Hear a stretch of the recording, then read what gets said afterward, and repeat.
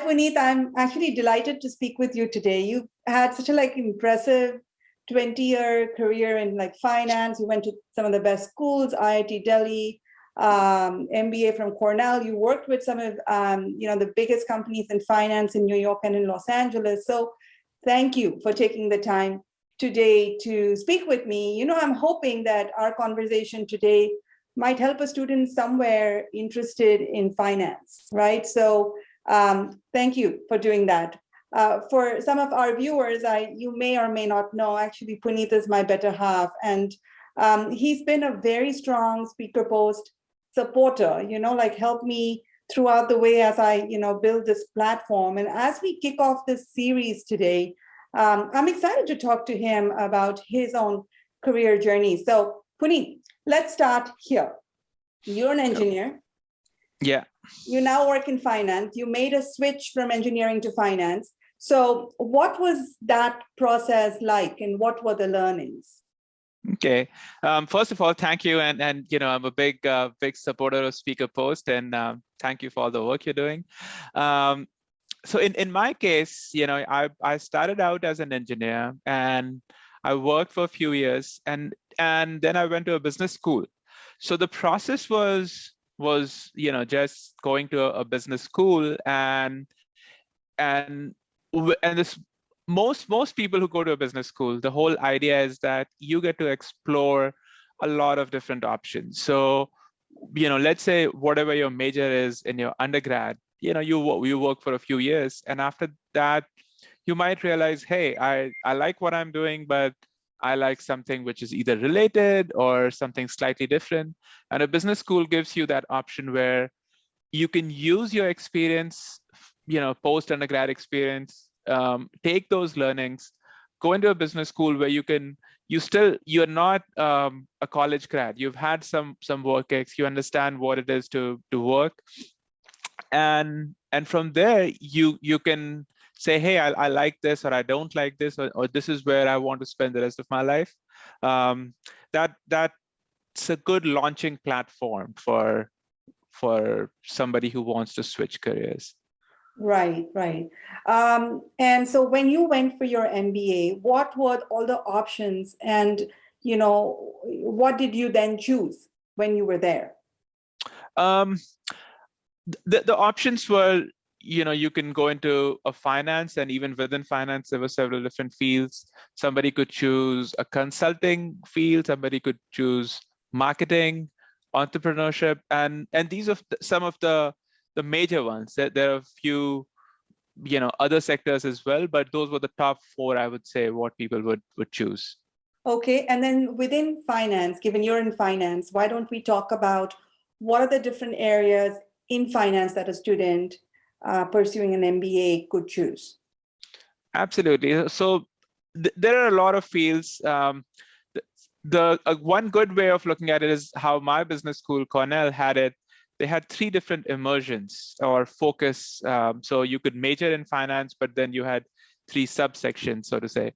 One is investment banking, where you deal with understanding the valuation of a company that helps in mergers and acquisitions and many other things.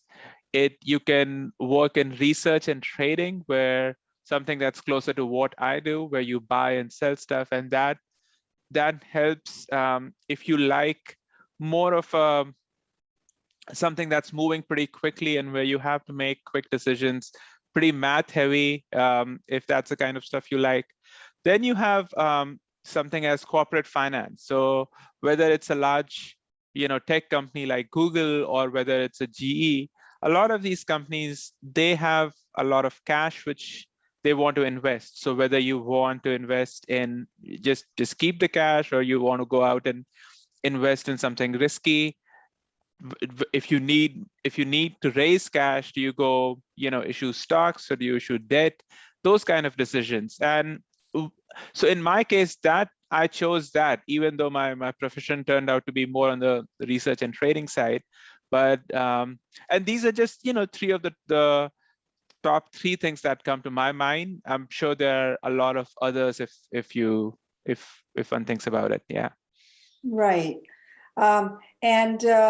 why don't we think back a little bit to, those MBA days when you were looking for a job, when you were looking for an internship.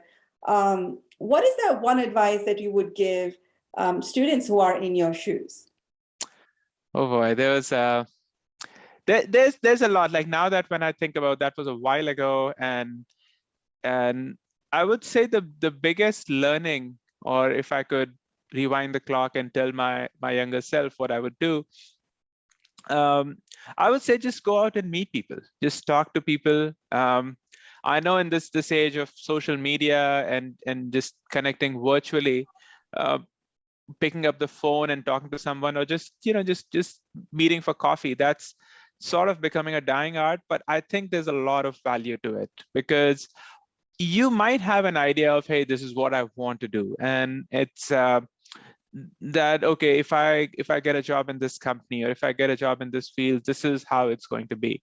But as a 25-year-old with limited industry experience, you often don't know what it is, you don't know the details, and it's a huge benefit to a student if they can reach out to an industry person and say, hey, this is what I'm interested in doing. Can I just have a quick chat? And sometimes it's a phone chat, a Zoom chat, in-person chat, and any of those are extremely helpful, not just in giving you an understanding of what that person is doing or what that company is doing, but just building your own network of people who know you and people you know. So that would be my one advice to someone who's starting out at this point.